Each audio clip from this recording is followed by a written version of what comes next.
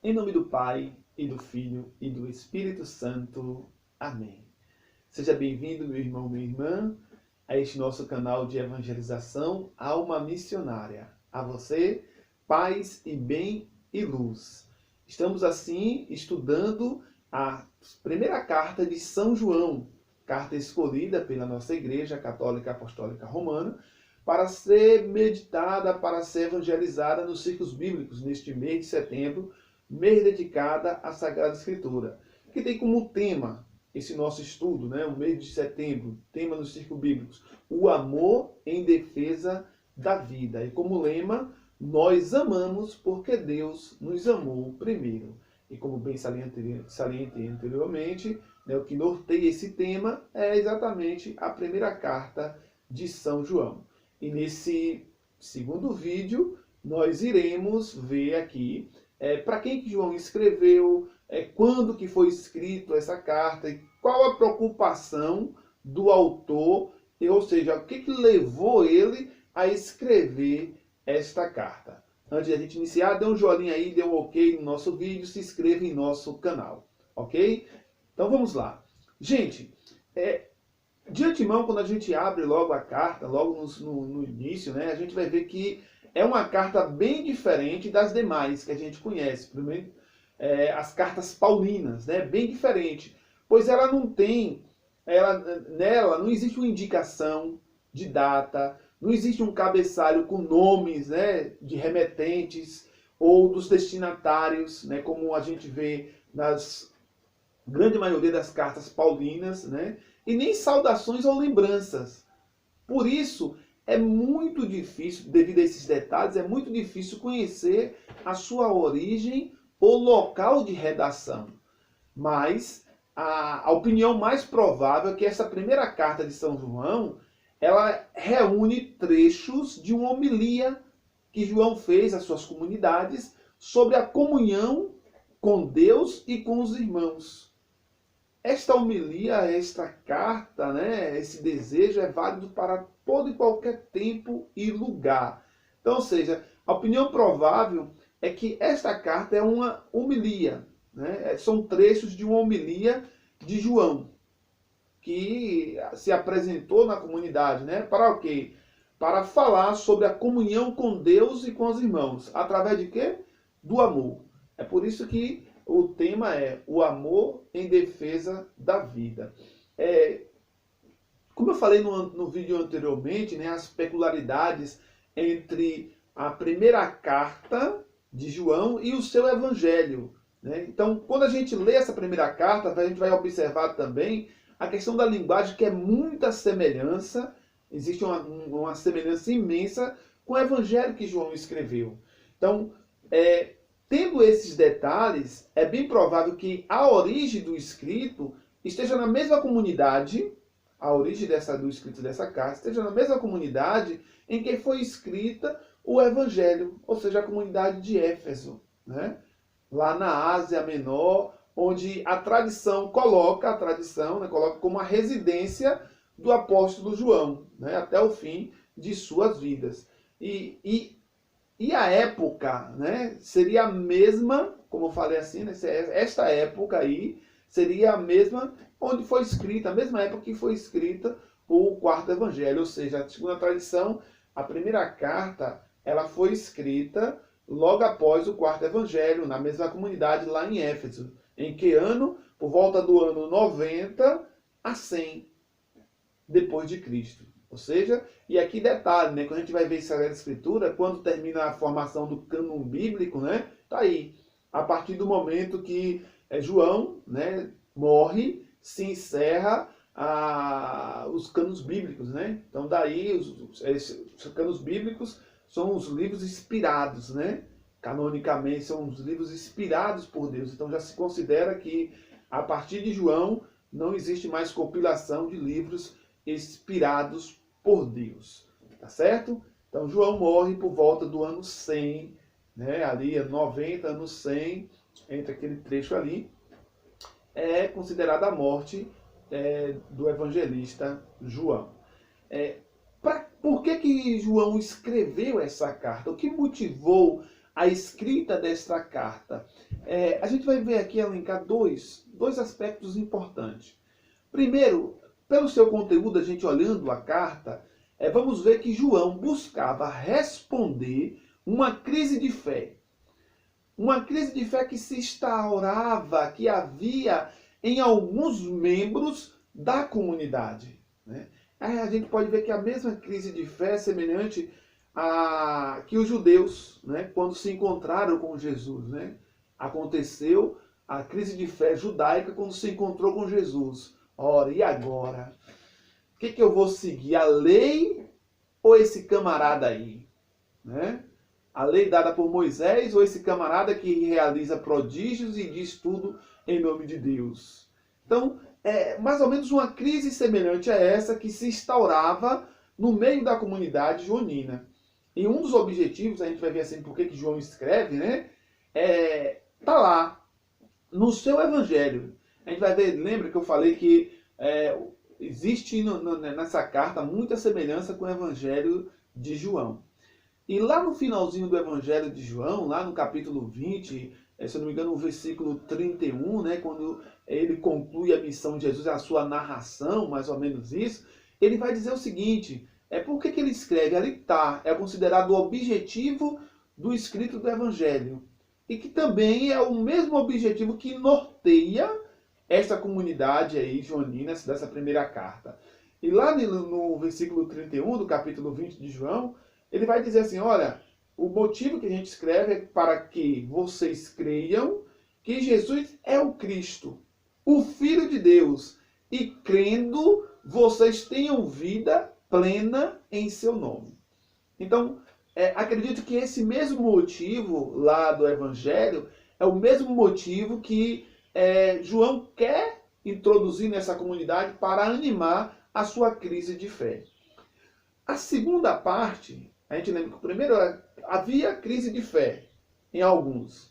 E o segundo momento que a gente pode destacar é que havia uma insegurança quanto à maneira de entender e de viver a comunhão com Deus e com os irmãos, né? Ou seja, havia uma insegurança, né, a maneira de entender e de viver a comunhão com Deus e com Jesus nos irmãos, né? Alguns diziam que esta comunhão consistia sobretudo no conhecimento intelectual. E isso acabava com a comunidade, estava acabando com a comunidade, deixando uma crise e várias dúvidas. Olha, essa comunhão com Deus que João pregasse, tinha passado na comunidade, tinha pregado, existiam alguns, né, chegando nessa comunidade, introduzindo nessa comunidade esse conhecimento. Olha, a comunhão com Deus consiste, né, num conhecimento intelectual. E esse conhecimento é a gnose, né, como era conhecido, como eles diziam, né, a gnose, o gnosticismo, que se instaurava no meio da comunidade. Aí ele dizia que era pelo conhecimento intelectual e não dava a devida importância à prática bem concreta da fé e do amor no dia a dia da vida.